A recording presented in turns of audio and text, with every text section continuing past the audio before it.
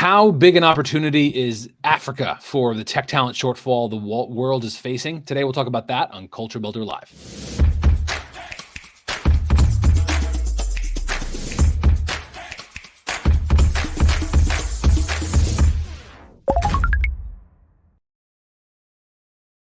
The technical skills gap is a global conversation. We're going to talk about that today. I'm Chris Wink. I'm the CEO and co-founder of Technically, the news organization with a community of technologists and entrepreneurs.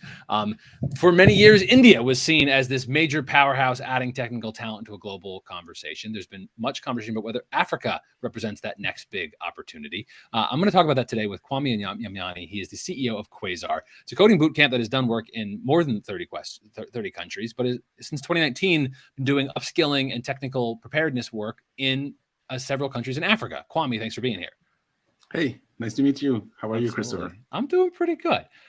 So let's start with how big this opportunity is. This has been getting more and more attention of late, whether Africa generally, Nigeria as a giant country gets lots of this conversation too, but several countries in Africa get talked about as filling the next generation of technical talent. How real is that opportunity? So the opportunity is real and the opportunity is huge. Like you have to consider like Africa is about 17%, I think, of the world population. And in fact, it's less than 1% of the software engineer today come from Africa. So basically, like there is like a 16% gap to fill.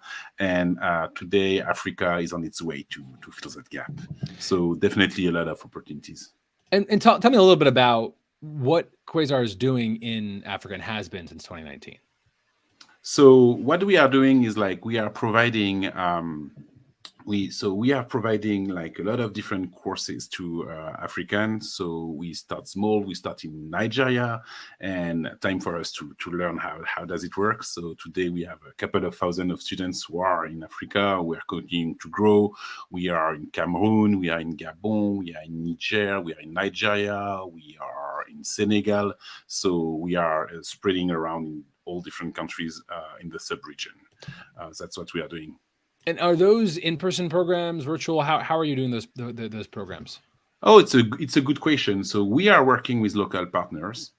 We know because each culture is different and the way they see education can be different. So we are working with different local partners. So we can work with a university like we do in Cameroon. In that case, it's on site. And with some partners, like specifically in Nigeria, for example, we do it online only. So we are proposing like the different way of learning for the countries. Usually we do it online. We do it online because it's a new way of learning. Because like traditional education has a couple of issues, and one of the issue is like if you need like to build like a building for each people to learn in a country like Nigeria, we are talking about 200 million inhabitants. We are talking about median age is 18 years old. It means like they have like 100 million inhabitants who are under 18 years old right now. It's strictly impossible to build a classroom for all of them. So we do it like online, and it's the way we are teaching. Mm-hmm. And where right now, for the last couple of years of you doing this work, where are most of your graduates of the coding bootcamp programs you have there? Where are they working? Are they then, is the average Nigerian graduate working at a Nigerian company? What happens after graduation for your average kind of graduate? So it's a very good question. So usually they are working like in the local country, but a lot of them are working for offshoring companies. So and especially in Nigeria because they are like a native English speaker. For example, they serve a lot in the US. And for the French-speaking part of Africa, they are basically like working a lot with France and other European countries. And so that's where a lot of these comparisons to India happened. That the 90s was a remarkable transformation, the growth of these global spanning Indian headquartered, Indian founding outsourcing companies that came to define an entire category of technical workforce. There's comparisons to be made about whether a next generation of companies and firms will do that work in these African countries. Tell me a little bit about what you've learned about maybe the workforce in any of these countries, or how exciting you think this opportunity is. What has Qwasar learned basically the first couple of years of doing coding boot camps across countries in Africa? So the first thing like you have to understand is like Africa was not very well deserved in terms of landlines and internet connection globally, but now they have built like a huge connection between South Africa and England, and like all the country on the coast, they connect to that big line, and so they have like an amazing internet connection. So the first like things we would like to test with them was to be sure that the students get an internet connection that is good enough for them to be able to learn. And from this, what we have discovered is like an absolutely amazing pipeline of talented people who are like definitely underserved by their own country, I would like to say, who learn like really fast, who are really focused on the study, who have really understand like if they want to change their life, they can learn to be software engineers, full stack developers, data scientists, and be sure that this way they're going to be able to sustain their own family, working online, working like internationally, and they have like they are really a big so they want to hit the world, I would like to say, and they are ready for this. So they are brilliant, they are fast learner, and they are hard worker. So it's very impressive to see the progress they are doing. What you alluded to actually, do you have a even ballpark me what percentage of your graduates are working for international companies, and what percentage are end up working at local companies? Even just ballpark. I'm just kind of just general sense. Oh, I think like honestly, like I think about, from what I know, I'm working with local partners, so I don't have like those figures directly on myself.